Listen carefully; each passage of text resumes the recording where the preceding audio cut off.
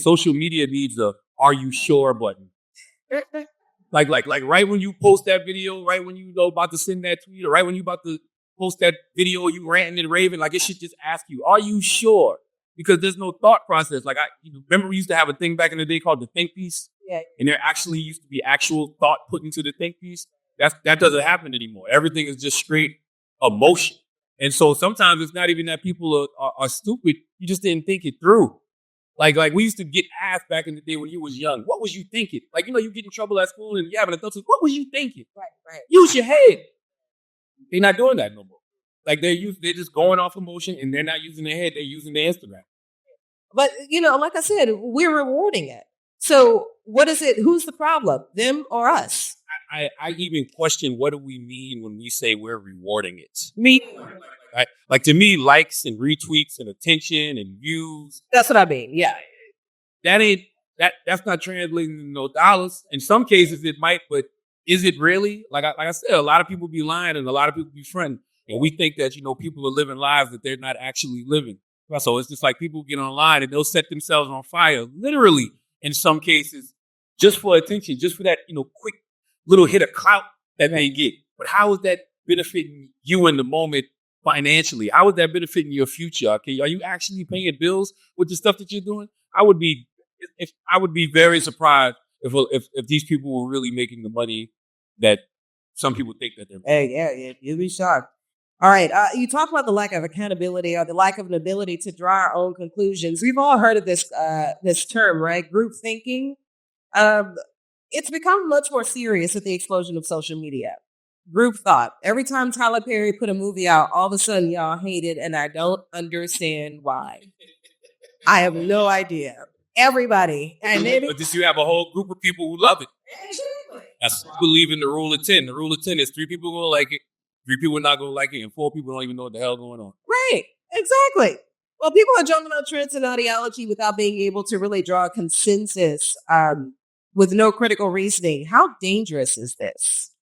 It's very dangerous, especially when we live in an era now where people literally wake up and wait for other people to tell them how to feel about something.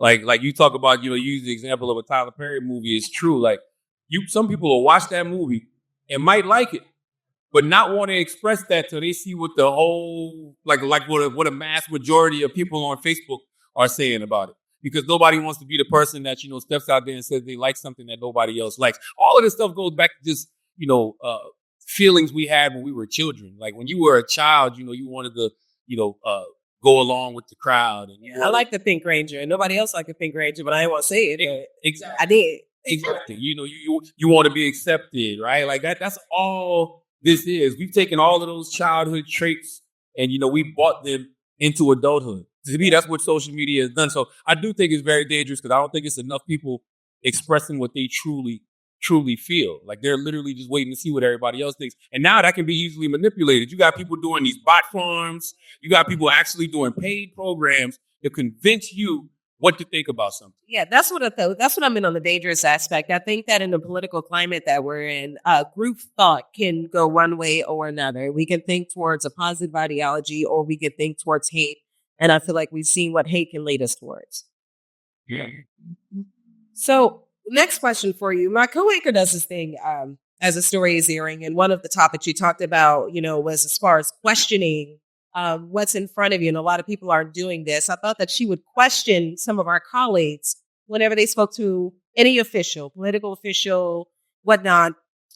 And she would always question the answer that they gave. And so I initially was offended because I thought that, this colleague obviously get their due diligence. They ask the question. It is what it is. But your chapter, Pursuit of Ignorance, makes me rethink that. Even if given an answer to a question by an official, even though she's questioning it, I don't know, as journalists, and I'm now putting my own career into question, how good of a job have we been doing in spreading or stopping to spread false narratives and holding people accountable? Especially, you talk to journalists all the time, you work with them, and you've become a commentator yourself on many major outlets.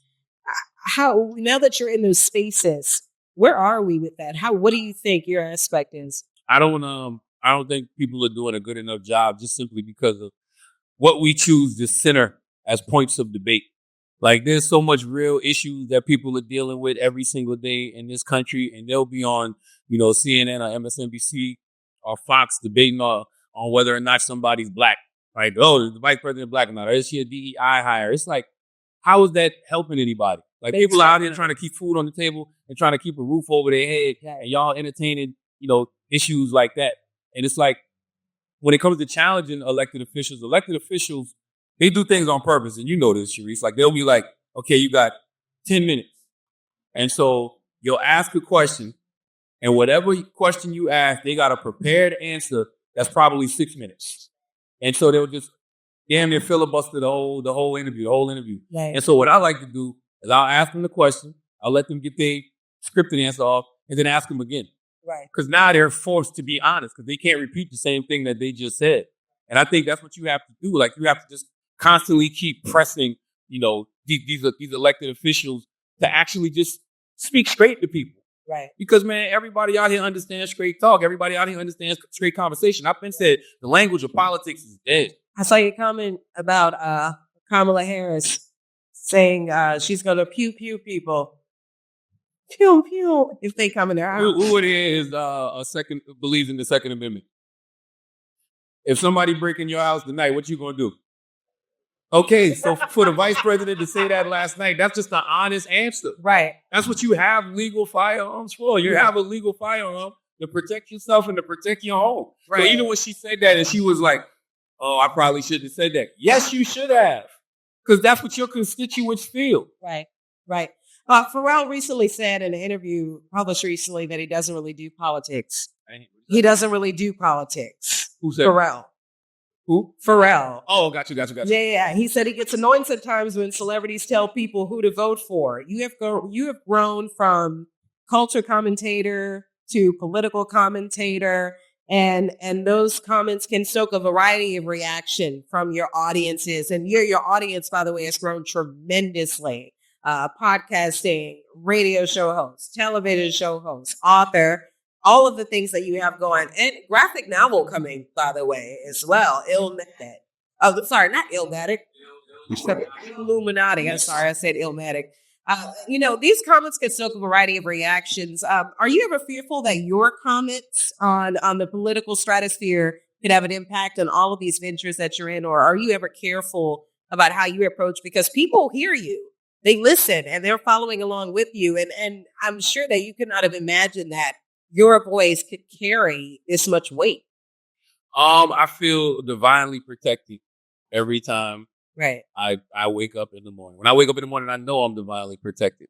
And it's like, I'm not saying anything malicious, right? I'm not trying to infuriate nobody. I'm just speaking truth to power the way I feel it in that moment. And I really do pray. I say, God, really bless me and put on my heart what it is you want me to say, what you want me to, speak to in this moment.